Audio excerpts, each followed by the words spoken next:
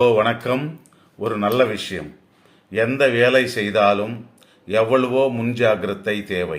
அந்த முன்ஜாக்கிரதை இல்லை என்றால் பெரிய பெரிய அடி வாங்க வேண்டிய நிலைமை வரும். சுமைக்கிறவனுக்குத்தான் அந்த பலுனுடைய வலி தெரியும்.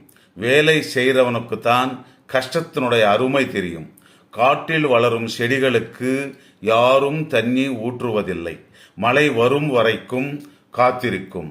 நிலைமை எப்போதும் நம்ம கண்ட்ரோலில் இருக்க வேண்டும். இல்லை என்றால் நாம் அதுக்கு தலையாட்டும் பொம்மையாக மாறிவிடுவோம்.